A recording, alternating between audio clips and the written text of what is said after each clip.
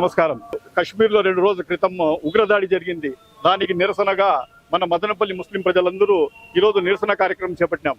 యాక్చువల్గా ఈ ఉగ్రవాదులు మెయిన్ వచ్చేందును మన ఇండియాను అస్థిరపరచాలని చెప్పి, హిందూ ముస్లింలో తేడా తేవాలని చెప్పేసి లేనిపోని ఇవి సృష్టించాలి. ఎందుకంటే ఈరోజు భారతదేశం ఎక్కడికో అభివృద్ధి చెందుతా ఉంది.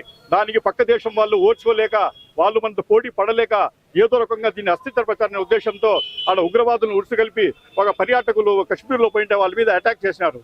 కానీ ఒకటి వాళ్ళు ఉగ్రవాదులు ఒకటే గుర్తించుకోవాలా, ఏ ఇది జరిగినా హిందూస్ మీద ఏ ఈగ వాలినా మేము ముస్లిం మా ప్రాణాలు ఇచ్చేదానికి కూడా అంకితంగా ఉన్నాం. ఒక్క బుల్లెట్ కూడా వాళ్ళ మీద హిందూస్ మీద పడిందంటే అది ఫస్ట్ మా రూముల మీద, మా హృదయం మీద పడిన తర్వాతనే వాళ్ళ మీద మేము తీసుకునేటట్టు మేము చేస్తూ ఉన్నాం. ఖచ్చితంగా మేము హిందూస్ కోసం సపోర్ట్గా ఉంటాము. అన్ని విధాలుగా మేమంతా ఒకటే.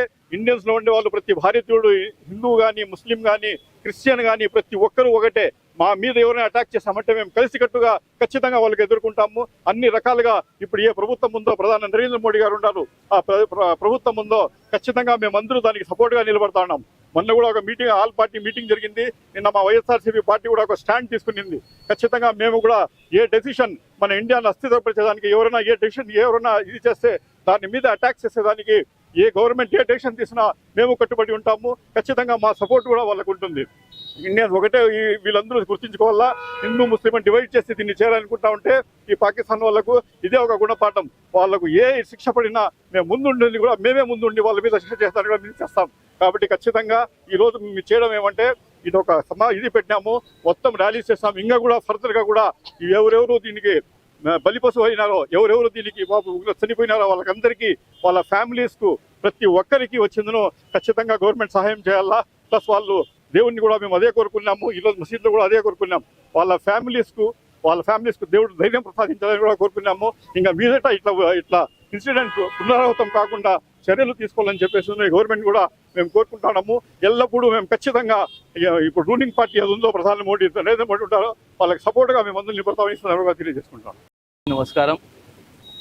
ఈరోజు మన జాతి పైన వచ్చి మన భారతీయతను ప్రశ్నించడానికి వచ్చిన ఏ శక్తి అయినా సరే, ఈ ప్రపంచంలో ఏ శక్తి అయినా మన తమ్ముళ్లను, మన భారతీయుల్ని కనుక ముట్టుకున్నారంటే ఏం జరుగుతుందో తెలియపరచాల్సిన అవసరం ఈరోజు ఉంది.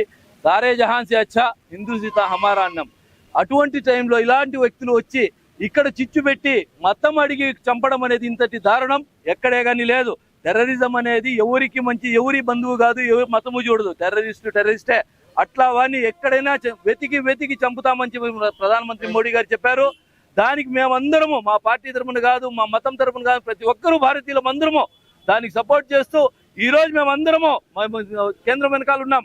ఎవరినైనా సరే, ఎవరు ఇది ఘాతుకానికి పాల్పడ్డారో వారినందరినీ వెతికి చంపమని మరీ ప్రార్థిస్తూ ఈరోజు చెప్తున్నాం. ఎవరే కానీ ఇది అనే క్వశ్చన్ ఉండదు. టెర్రరిజానికి ఏ మతము లేదు, ఏ జాతి లేదు. అది ఏ కులమైనా సరే, ఏ జాతి అయినా సరే, ఏ దేశమైనా సరే టెర్రరిజాన్ని ఖండించాల్సిందే.